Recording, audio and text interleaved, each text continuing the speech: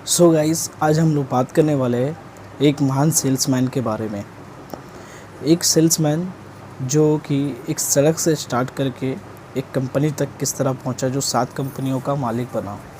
तो गाइस, मैं फैज़ान एमएसयू आप सभी का स्वागत करता हूं हमारे यूट्यूब चैनल के ऊपर। तो दोस्तों, मैं आज बात करने वाला हूं अमेरिका के शिकागो में रहने वाले विलियन के बारे में।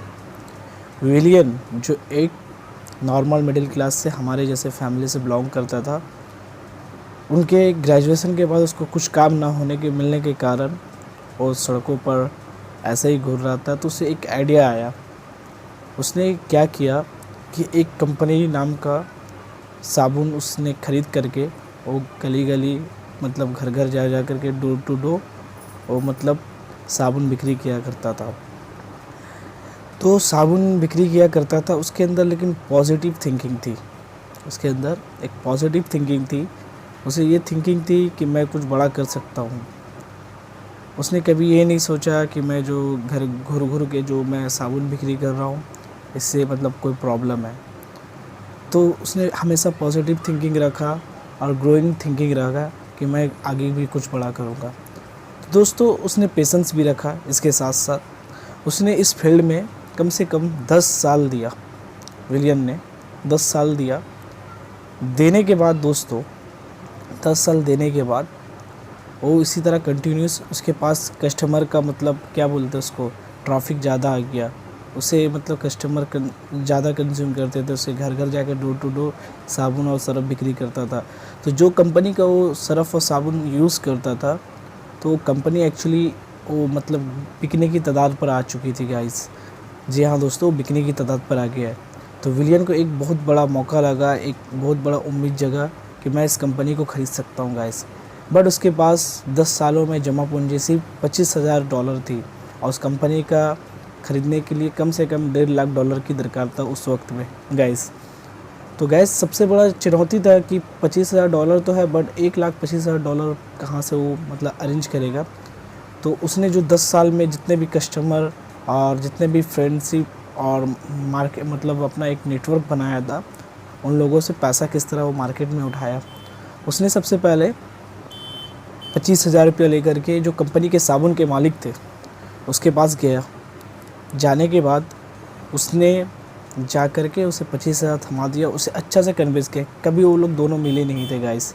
ये सबसे पहला बात है। सिर्फ उनके बात के ऊपर ये मतलब मतलब फेस टू फेस बात करके उसने ऐसा बात किया विलियन ने उस कंपनी के मालिक के साथ कि वो 1.5 लाख में दिलदन हो गया था। अब उसे $1,25,000 की दरकार थी। तो गाइस, उसने अपने कस्टमर से, अपने फ्रेंड से, सभी जगह से अपना नेटवर्क जहाँ जहाँ बिल्ड किया था वहाँ तक ट्राई किया गाइस, और वो काम भी आया, उसे पैसा भी मिला। बट अभी भी $25,000 का और दरकार था, $1,00,000 हुआ था। तो गैस, मैं यहाँ पर बता देना चाहता हूँ, जब आपके अंदर एक उम्मीद हो कि मैं कुछ बड़ा करना चाहता हूँ तो आपका कुदरत भी मदद करता है। उसने बहुत कोशिश किया। अब 2 दिन बाकी थे और वो सोच रहा था कि अगर 2 दिन के बाद अगर पेमेंट जमा नहीं हो पाया तो उसका $25,000 जो दिया हुआ है वो भी डूब जाएगा। तो गाइस, उसने सबसे पहले अपने ईश्वर मतलब गॉड को प्रार्थना किया। करने के बाद वो शांति मन से बैठ गया। अब बैठने के बाद उसे याद आया कि एक पुराना उसका फ्रेंड कस्टमर है जो 3 फ्रेंड है, उसके पास हो गया। उसे अपना प्लानिंग समझाया और फिर उसके बाद वो लोग कोई नहीं माने गाइस। उसके पास खुद पैसा नहीं तो उसने मना कर दिया तीनों के तीनों। तो गाइस, वो अनजान कंपनी में गया। वहाँ के मालिक से डायरेक्ट जाके, कभी मिले भी नहीं थे, वहाँ पर जाके कॉन्फिडेंट के साथ उसने बात किया कि हाँ, मैं आपको $1,000 अगर दे दूँ $25,000 के बदले पर मंथ। इस तरह से उसने डिस्कस किया। वो भी उनका कॉन्फिडेंस देख के उसे $25,000 दे दिया।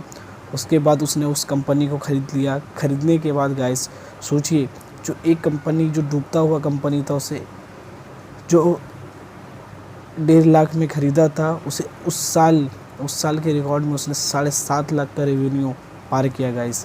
तो इससे हम लोग की सीख मिलती है कि सबसे पहला पेशेंस रखना, दूसरा कोई भी काम छोटा बड़ा नहीं होता है, तीसरा है पॉजिटिव थिंकिंग रहना, चौथा है हमेशा कॉन्फिडेंट रहता है, पाँचवा है हमेशा ईमानदारी के साथ काम करना गाइस। अगर ये कहानी आपको मोटिवेशन देता है तो गाइस प्लीज़ इसे लाइक, सब्सक्राइब और शेयर ज़रूर करें।